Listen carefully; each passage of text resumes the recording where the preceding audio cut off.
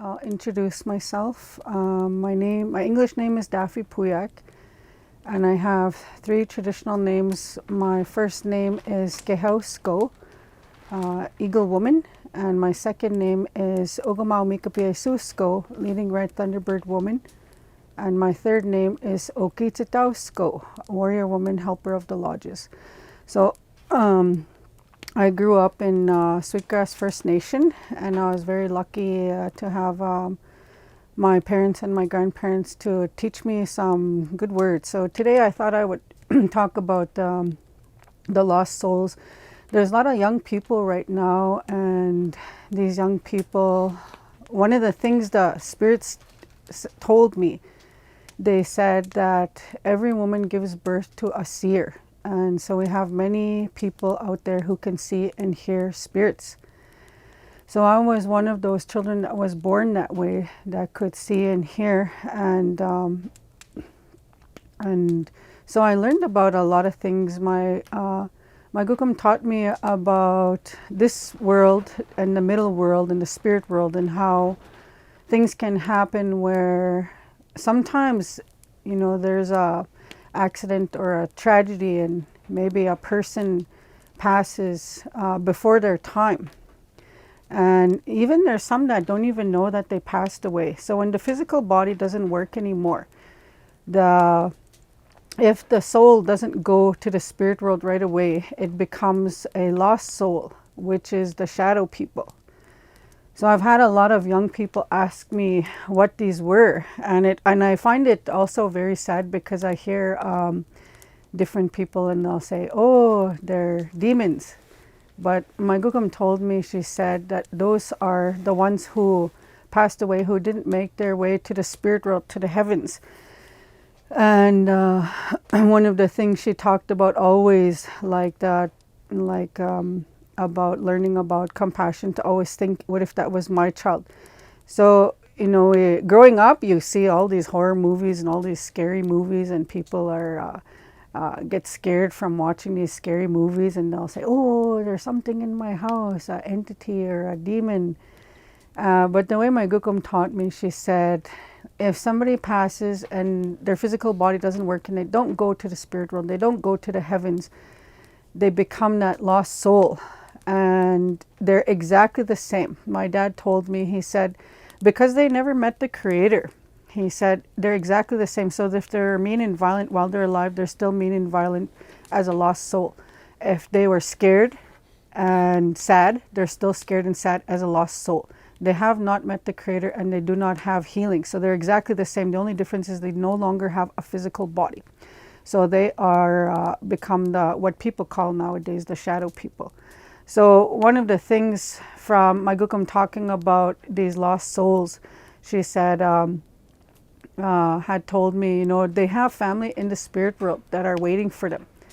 And I remember what she was telling me, what if this was your child? And I thought, what if one day I was in the spirit world, and what if one of my children became a lost soul and somebody was calling them a bad spirit or a demon or an entity?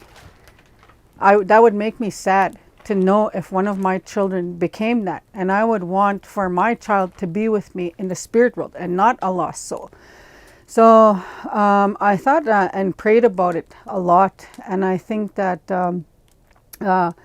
I had this long prayer, and I asked the Creator and I asked Mother Earth about what I'm talking about. And I said, how come their family just doesn't come from the spirit world and come and pick them up and take them? And grandfathers told me, they said, because this is the living world, and it has to be a living human being who prays for them to find their way to the spirit world. And so during my my travels and my work, I had worked for SAS corrections in the jails. And it was pretty sad, because I witnessed a lot of those young people coming in, and they had lost souls following them around all over. One day, a young boy had told me, he said he was falling asleep in my classroom, and one of the guards was not happy with how he was falling asleep.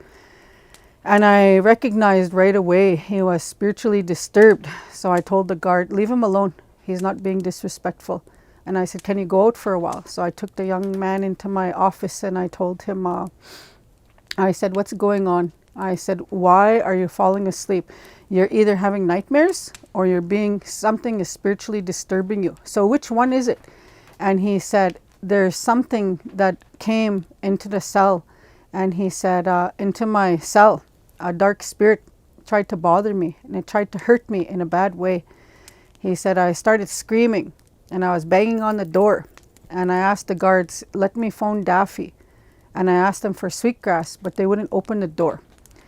And he said, and then I sat there and I remembered your story. He said, that dark spirit was walking back and forth in my cell. I remembered your story.